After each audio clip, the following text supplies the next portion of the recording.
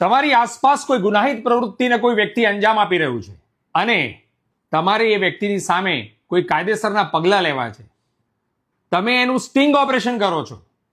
એ જે વ્યક્તિ જે જગ્યાએ ગુનાહિત પ્રવૃત્તિ આચરી રહ્યો છે એનું તમે રેકોર્ડિંગ કરો છો અને એ રેકોર્ડિંગ તમે પોલીસને આપો છો અને એ ગુનાહિત પ્રવૃત્તિને અટકાવવા માટે થઈને તમે સબળ પ્રયત્નો કરો છો અને પોલીસ તમને એવું પૂછે છે કે આ કામ તો અમારું છે, આ તમે કેવી રીતે કર્યું? તમે આવું કામ ન કરી શકો. તો તમારી પાસે શું જવાબ હોઈ શકે? ભારતીય નાગરિક સુરક્ષા સંહિતાની કલમ 33 પ્રમાણે કોઈ પણ વ્યક્તિ ગુનાહિત પ્રવૃત્તિને અંજામ આપી રહ્યો છે અને તમારી જાણમાં આવે છે અને તમે એનો પર્દાફાશ કરો છો તો પોલીસ તમારી સામે વળતી કાર્યવાહી કરી શકે નહીં.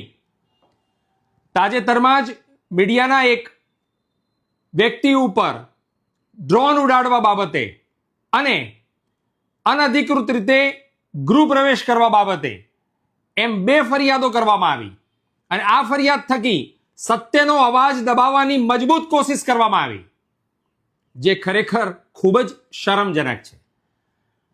હું ચર્ચા નહીં કરું કે કોની સામે આ ઘટના ઘટી, કયા પોલીસ મથકની અંદર આ ઘટના ઘટી અને કઈ નામદાર કોર્ટે એને ન્યાય આપ્યો. પણ હા, જો તમે સાચા છો તો તમને ન્યાય ચોક્કસ મળશે.